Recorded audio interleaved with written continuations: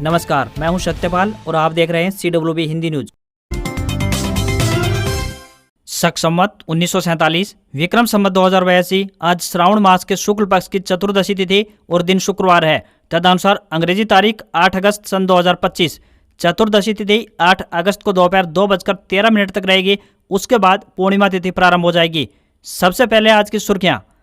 भारत पर ट्रंप का 50% टैरिफ 25% लागू हुआ। ज्वेलरी, टेक्सटाइल जैसे सेक्टर को ज्यादा नुकसान पहुंचने की संभावना, एक्सपोर्ट आधा हो सकता है। पीएम मोदी बोले, किसानों पशुपालकों के हितों से समझौता नहीं, टैरिफ का जिक्र किए बिना कहा इसकी कीमत चुकानी होगी। हरियाणा में गौशालाओं को आत्मनिर्भर बनाने की योजना, महिलाओं को डेयरी के लिए बिना ब्याज मिलेगा लोन। हरियाणा में किसानों को 50% सब्सिडी पर मिलेगी फसल अवशेष प्रबंधन मशीनें, 20 अगस्त तक करें अप्लाई। चंडीगढ़ शिक्षा विभाग में होगी टीजीटी की 104 पदों पर भर्ती, 14 अगस्त से आवेदन होने जा रहे हैं शुरू। हरियाणा सरकार का बड़ा कदम, अब 3 लाख घरों और सभी सरकारी दफ्तरों में सौर ऊर्जा का होगा उपयोग। 10,000 रुपये तक के 5G फोन की डिमांड 600% तक बढ़ी। स्मार्टफोन की सेल में 8% की बढ़ोतरी, वीवो के फोन सबसे ज्यादा बिक रहे। पलवल में पोषण ट्रैकर ऐप में फोटो कैप्चर का विरोध हुआ, आंगनवाड़ी कार्यकर्ताओं ने किया प्रदर्शन। किसान 31 अगस्त तक करवा सकेंगे खरीफ फसलों का रजिस्ट्रेशन। हरियाणा में 8 से 9 अगस्त तक महिलाओं और बच्चों के लिए फ्री बस यात्रा, रक्षाबंधन पर सीएम नायब सिंह सैनी का बड़ा ऐलान। SYL मुद्दे पर भड़के पूर्व सीएम भूपेंद्र सिंह हुड्डा, बोले हरियाणा के हक में स्टैंड नहीं ले रही है बीजेपी सरकार, मीटिंग खेल रही, अवमानना केस दायर करें। भिवानी में योजना के तहत फसलों का बीमा जारी, अंतिम तिथि 31 अगस्त निर्धारित, जोखिमों की भरपाई का है प्रावधान।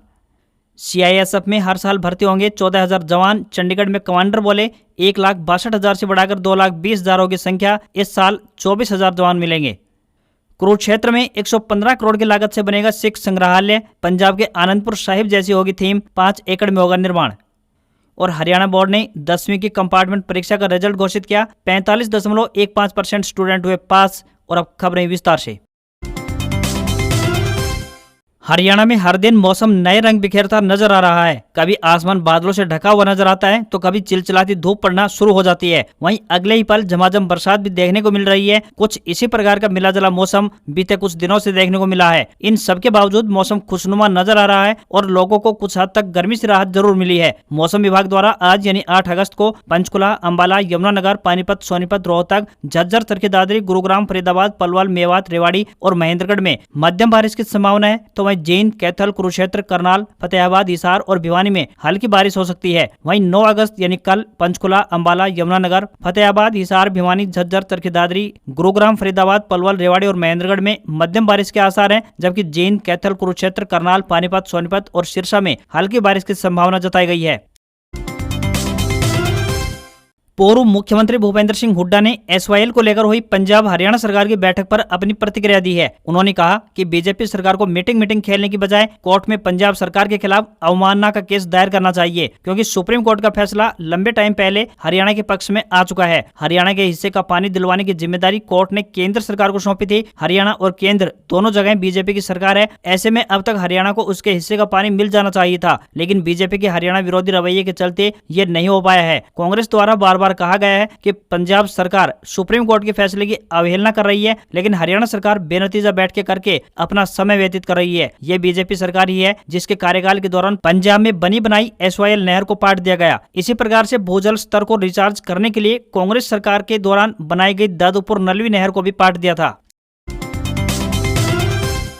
औद्योगिक सुरक्षा को और मजबूती देने और देश के आर्थिक विकास को सुरक्षित आधार देने की दिशा में एक अहम कदम उठाते हुए गृह मंत्रालय ने केंद्रीय औद्योगिक सुरक्षा बल यानी CISF की अधिकृत संख्या को 1,62,000 से बढ़ाकर 2,20,000 करने की मंजूरी दे दी है। यह ऐतिहासिक निर्णय भारत की सुरक्षा नीतियों में एक महत्वपूर्ण मील का पत्थर साबित होगा, जो औद्योगिक सुरक्षा को और मजबूत करने और रोजगार के नए अवसर उत्पन्न करने में मदद करेगा। यूनिट कमांडर ने बताया कि देश की सुरक्षा को सुदृढ़ करने के लिए CISF में तैनात कर्मियों की संख्या में विस्तार किया जा रहा है। वर्ष 2024 में 13,230 नए कर्मियों की भर्ती की गई और 2025 में 24,098 पदों पर भर्ती की जारी है। अगले 5 वर्षों में हर साल लगभग 14,000 नए जवान CISF में शामिल किए जाएंगे। इसके अलावा पिछले साल CISF ने अपनी सुरक्षा विंग के तहत 7 नई इकाइयां प्रारंभ की है, जिनमें संसद भवन परिसर, अयोध्या एयरपोर्ट, हजारीबाग में स्थित NTPC की कोयला खदान परियोजना, पुणे का ICMR, राष्ट्रीय विषाणु विज्ञान संस्थान, बक्सर और एटा के ताप विद्युत संयंत्र और मंडी की ब्यास सतलुज लिंक परियोजना शामिल शामिल है। साथ ही संसद भवन और एटा की परियोजना में अग्निशमन की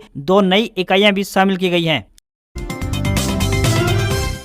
भिवानी जिले के तोशाम उपमंडल में प्रधानमंत्री फसल बीमा योजना के तहत खरीफ 2025 के लिए फसलों का बीमा 1 जुलाई से प्रारंभ हो चुका है। तोशाम के एसडीएम रवि मीणा ने बताया कि इस योजना में धान, बाजरा, मक्का और कपास की फसलों को बीमित फसलों की श्रेणी में रखा गया है। प्रदेश सरकार ने फसलों का बीमा करवाने की अंतिम तिथि 31 अगस्त निर्धारित कर दी है। किसान अपने आधार कार्ड, बैंक पासबुक, नवीनतम भूमि रिकॉर्ड, जमाबंदी प्रमाणित बुआई पत्र और मेरी फसल मेरा ब्यौरा के साथ संबंधित बैंक या फिर सीएससी केंद्र के माध्यम से फसली बीमा करवा सकते हैं। यह योजना सभी किसानों के लिए स्वैच्छिक है। जिन किसानों ने केसीसी बनवा रखा है वे 30 अगस्त तक और जिन्होंने केसीसी नहीं बनवाया है वे 14 अगस्त तक बीमा धनराशि जमा करवा सकते हैं। खरीफ 2025 के लिए प्रीमियम दरों की बात करें तो कपास के लिए 5435 रुपए 5 पैसे प्रति हेक्टेयर, धान के लिए 2124 रुपए 98 पैसे प्रति हेक्टेयर, बाजरा के लिए 1024 रुपए 36 पैसे प्रति हेक्टेयर, मक्का के लिए 1089 रुपए 74 पैसे प्रति हेक्टेयर और मूंग के लिए 953 रुपए 50 पैसे प्रति हेक्टेयर रखा है। योजना के अंतर्गत किसानों की खड़ी फसल से लेकर कटाई तक फसल नुकसान में होने वाले जोखिमों की भरपाई का प्रावधान है। जानकारी के लिए किसान कृषि रक्षक पोर्टल हेल्पलाइन नंबर 14447 और PMFBY व्हाट्सएप नंबर 70655 14447 नंबर पर संपर्क कर सकते हैं।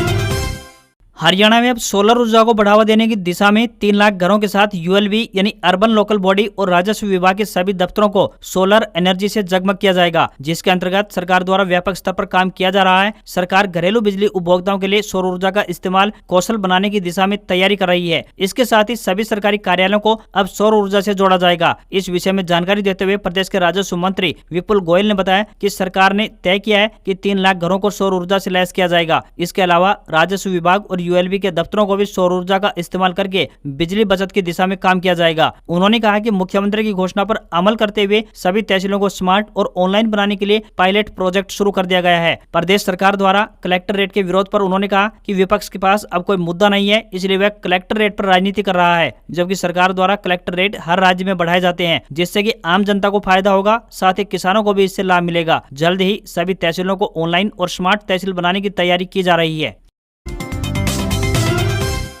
रक्षाबंधन के पावन पर्व पर हरियाणा सरकार ने महिलाओं को बड़ी सौगात दी है। दरअसल रक्षाबंधन के दौरान महिलाओं और 15 साल तक की आयु के बच्चों को रोडवेज बसों में मुफ्त यात्रा की सुविधा दी जाएगी। इस विषय में मुख्यमंत्री नायब सिंह सैनी ने परिवहन मंत्री अनिल विज के प्रस्ताव को मंजूरी दे दी है। इस सुविधा से हजारों महिलाओं को फायदा पहुंचेगा जो रक्षाबंधन पर एक स्थान से दूसरे स्थान पर यात्रा करती है। रोडवेज विभाग की साधारण बसों में महिलाएं और 15 वर्ष तक के बच्चे 8 अगस्त दोपहर 12 बजे से 9 अगस्त रात 12 बजे तक बिना किसी शुल्क की यात्रा कर पाएंगे। इस योजना को लागू करने के लिए परिवहन विभाग द्वारा सभी डिपो को निर्देश जारी कर दिए जाएंगे।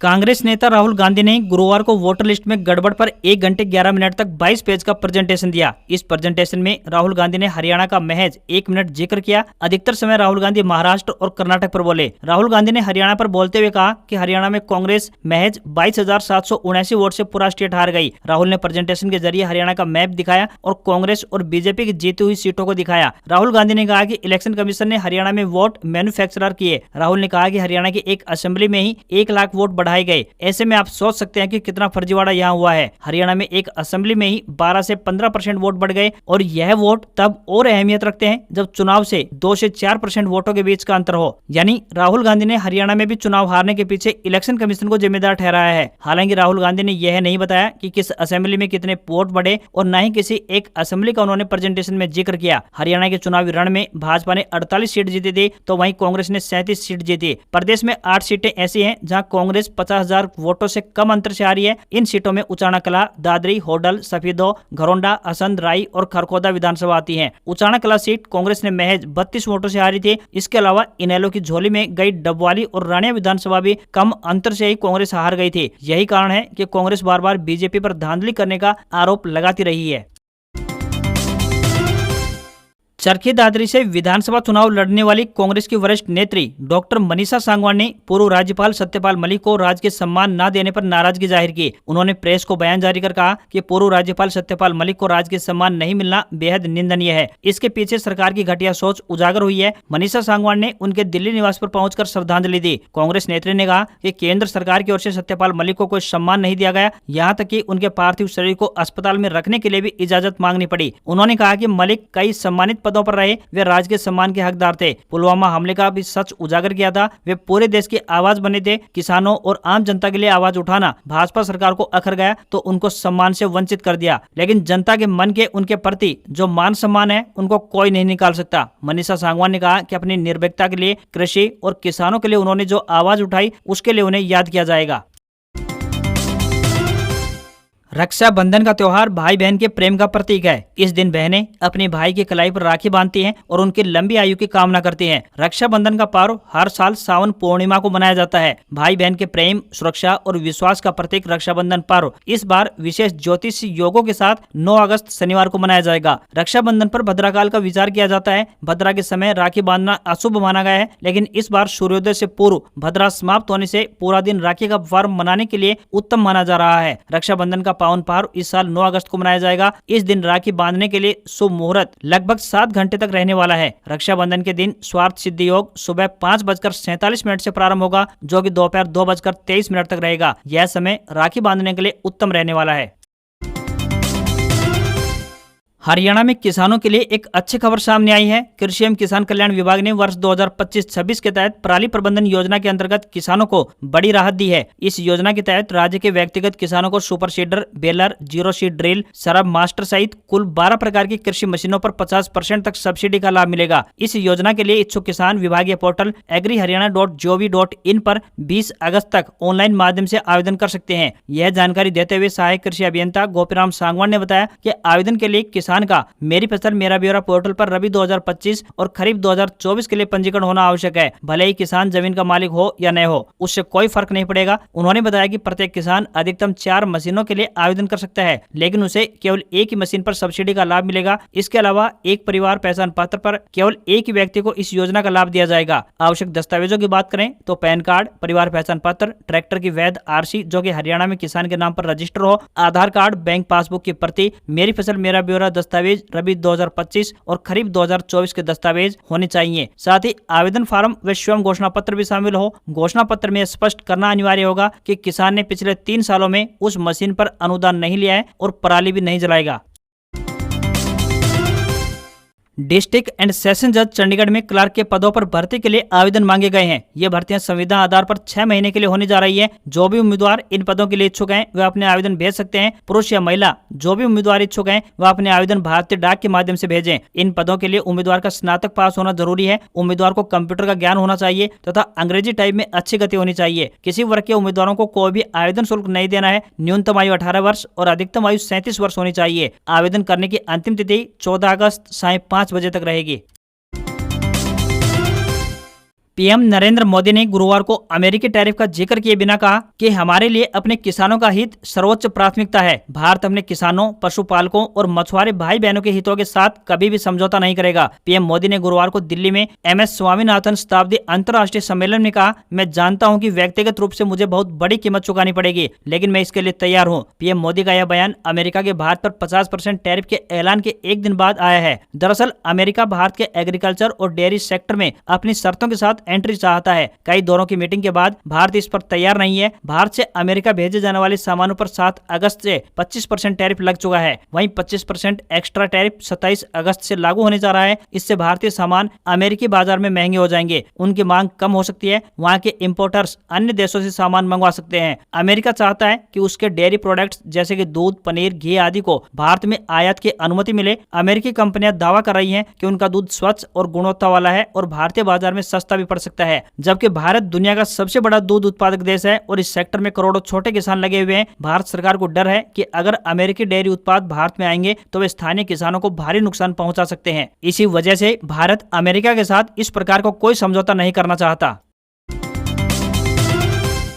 हरियाणा में गौशालाएं अब सिर्फ गायों की देखभाल तक सीमित नहीं रहेंगी। सूबे की नायब श्रेणी सरकार ने प्रत्येक गौशाला में गोबर गैस प्लांट स्थापित करने की योजना बनाई है। इससे पैदा होने वाली गैस ऊर्जा का स्रोत बनेगी। साथ ही गोबर से पेंट व दूध से उत्पाद तैयार कर गौशालाओं को आर्थिक रूप से आत्मनिर्भर बनाया जाएगा। गौशालाओं की छवि बदलने की दिशा में ही सरकार ने एक कदम उठाया है। यहाँ गोबर से गैस, गोमय से पेंट और दूध से घी, मिठाइयाँ और अन्य उत्पाद तैयार किए जाएंगे। इससे ग्रामीण स्तर पर रोजगार की संभावनाएं भी पैदा होंगी। इतना ही नहीं, ग्राम उद्योग और महिलाओं को ब्याज मुक्त ऋण ऋण से जोड़कर महिला सशक्तिकरण को भी बढ़ावा दिया जाएगा। दूध से बने उत्पाद बाजार में आएंगे। पशुपालन मंत्री श्याम सिंह राणा ने कहा कि अब गौशालाएं महज सेवा स्थल नहीं बल्कि सूक्ष्म उद्योग केंद्र भी बनेंगे। उन्होंने अधिकारियों को निर्देश दिए हैं कि वे सभी गौशालाओं में गोबर गैस प्लांट स्थापित करें। इसके अलावा यहाँ पर गोबर से ही पेंट बनाने तथा दूध से विभिन्न प्रकार के उत्पाद बनाने की संभावनाओं की तलाश करें। इससे जहाँ गौशालाएं खर्च के मामले में आत्मनिर्भर बन सकेंगी तो वहीं लोगों को बेहतर गुणवत्ता के दूध उत्पाद भी मिल पाएंगे। कृषि एवं पशुपालन मंत्री श्याम सिंह राणा ने महिलाओं को डेयरी फार्मिंग के लिए 1 लाख रुपए तक ब्याज मुक्त लोन, देसी सांड के सेमन की लिंग आधारित छटाई के लिए लैब बनाने, गौ सेवा आयोग के लिए रजिस्टर्ड गौशालाओं में शेड बनाने, गौ अभ्यारण्य स्थापित करने, पशु चिकित्सा संस्थानों में दवाइयां और उन्नत डायग्नोस्टिक उपकरण लगाने जैसे घोषणाओं की समीक्षा की। उन्होंने अधिकारियों को जर्जर हालत के पशु चिकित्सा भवनों को जरूरत के अनुसार मरम्मत करने तथा नई बिल्डिंग तैयार करने के निर्देश जारी कर दिए हैं।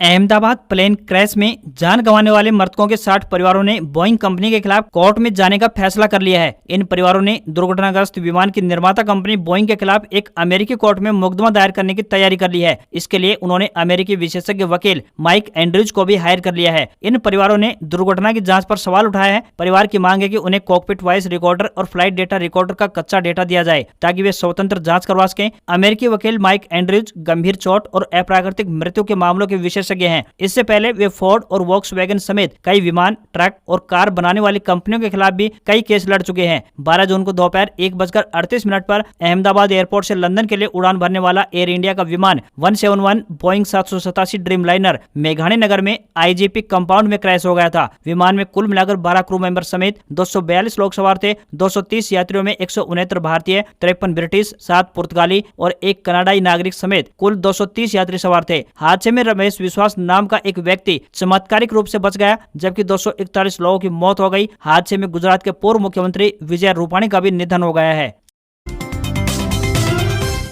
भारतीय शेयर बाजार में सेंसेक्स 79 अंक बढ़कर 80,623 के स्तर पर क्लोज हुआ। वहीं निफ्टी में भी 22 अंकों की तेजी रही और ये 24,596 के स्तर पर बंद हुआ। सेंसेक्स ने अपने 79,811 के निचले स्तर से 812 अंक की रिकवरी की। सेंसेक्स के 30 शेयरों में से 17 में बढ़त और 13 में गिरावट रही। आईटी, बैंकिंग और ऑटो शेयर्स में सबसे ज्यादा गिरावट देखने को मिली, तो वहीं एफएमसीजी और एनर्जी शेयर्स पर दबाव देखने को मिला। 24 कैरेट सोने की कीमत 251 रुपए बढ़कर 1,0703 रुपए पहुंच गई है, तो वहीं चांदी की कीमत 1765 रुपए बढ़कर 1,15,250 रुपए प्रति किलोग्राम पहुंच गई। दिल्ली में 24 कैरेट सोने की कीमत 1,02,700 रुपए और 22 कैरेट सोने की कीमत 94,150 रुपए प्रति 10 ग्राम के स्तर पर बंद हुआ। आज खबरों बस इतना ही। देखते रहिए आपका अपना हरियाणा का सबसे बेहतरीन news channel CWB Hindi news. नमस्कार। इसी आशा के साथ आपका दिन शुभ रहे। रोजाना सबसे पहले खबर देखने के लिए चैनल को सब्सक्राइब और बेल नोटिफिकेशन ऑन करना ना भूलें। नमस्कार।